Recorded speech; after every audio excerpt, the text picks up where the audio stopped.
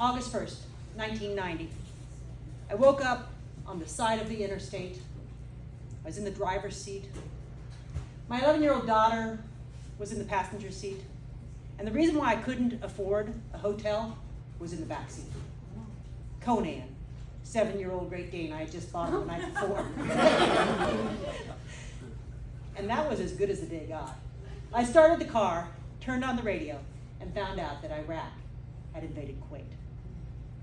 I was in the Army, I was a company commander, and my unit's area was Iraq, Saudi Arabia, and Kuwait. I knew I was going to war. On the drive between Kentucky and Savannah, Georgia, I stopped and called my parents and I said, "You gotta come get Jessa." I was a single parent. I got to Savannah, Georgia, and I began to work almost 24 hours a day. My job was to get the soldiers ready to send them off.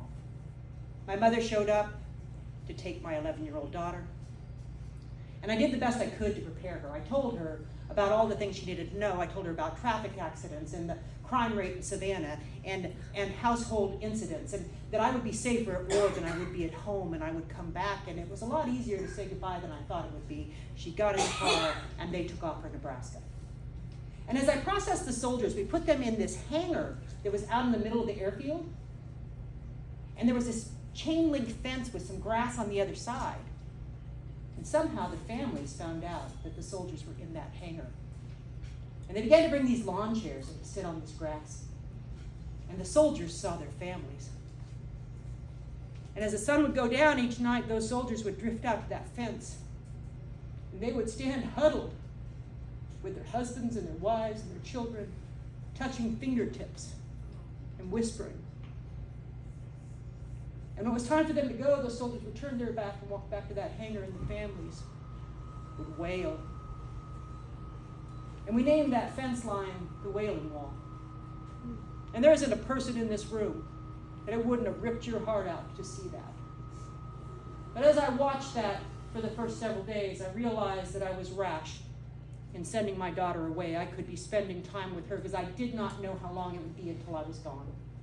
And I called my family up and I said, "Please send her back to me." And so after only 1 week, she came back. And I was still working these really long days. You know, I would get up at 6 in the morning and I would go and I would work till 6 or 7 or 8 or 9 o'clock at night. But when I came home, I would grab my daughter and we would go down to the beach and we would sit under the moon and we would talk. And we would get up as early as we could and we'd go to Denny's and we'd read the comic strips, and then I would go off. And in this dark, dark time, she brought this light into my life. But pretty soon it was my turn to leave. There was no Wailing Wall for me. I had to take her down to Savannah Airport and put her on a plane. I remember she had this beautiful long blonde hair, and my hair was long at the time, and I came up to, it used to go right up to the gate, you know, and I went up to the gate, and she went to hug me, and I was holding this child, and our tears and our hair flowed together, and it was time for her to get on that plane, and she wouldn't let go.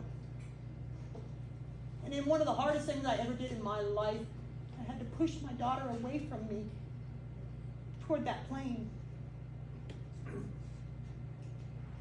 And I knew I was saying goodbye to my daughter, but what I didn't know that day, that I was saying goodbye to her childhood. When you have an 11-year-old child whose only parent is going off to war, they change. And they grow up. And I didn't know that I would change too. The next day I got on a plane and I flew halfway around the world, and when I got there it was so hot you couldn't work in this desert. You know, so every day I would lay in these tents on this cot in this puddle of sweat. And I'd wait for the sun to go down.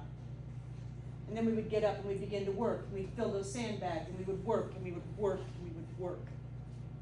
And that work was a saving grace because I could throw myself into it and not think of my daughter.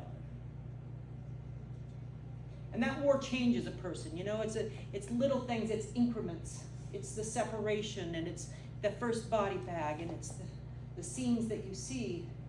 And when it was over and I came back to Savannah, all I could do was get in that car and drive to Nebraska as quickly as I could. And I drove up to my parents' house, and they had this huge tree, and they had taken this big yellow bow and they had tied it around that tree.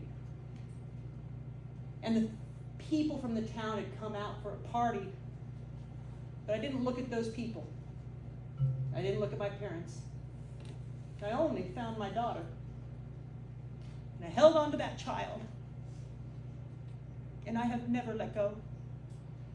You know, I'm 62 years old now. My daughter's 45 and I lived right next door to her.